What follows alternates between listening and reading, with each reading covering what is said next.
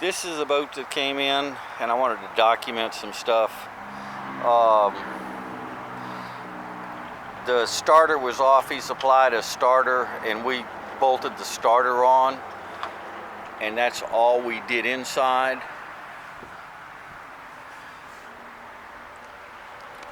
And the work order requested that we put an inner shift cable on and pull the gimbal bearing and press another one in.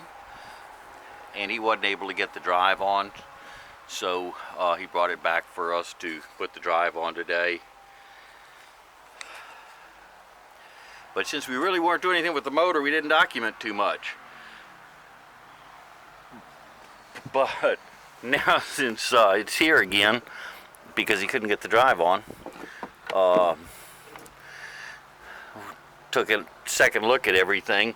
The reason I got up here is because if you look underneath the motor mounts, there's some shims on both sides. And with those shims, it's raised the front of the engine up. And the engine's out of a line. And that's why I can't get his drive on.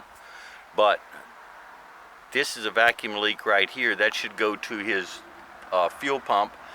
So when the fuel pump goes bad, he'll dump it back into the carburetor. This is an automotive style vacuum pull-off that's not supposed to be. This is loose right there. I don't like that because it probably it just screams of letting water in.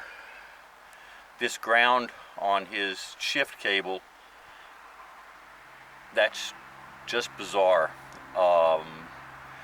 Anywhere else but behind a lock washer, that has to stay a little loose so that it can move, but you wouldn't want to ground on something that stays loose. This is an HEI automotive distributor with a vacuum advance, so it's non-marine. So we did what we asked. We put a starter on it,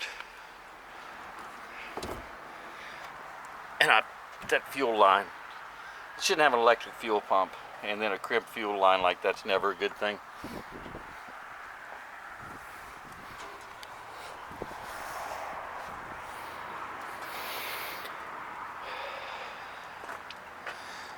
So we're checking alignment on the engine, and my alignment tool is stuck. It's not coming out of there because the engine's out of line.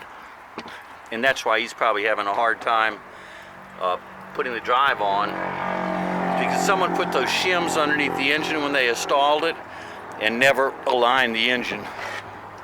But there's a new SEI drive we're supposed to put on, but we're going to have to address this alignment problem before anything else.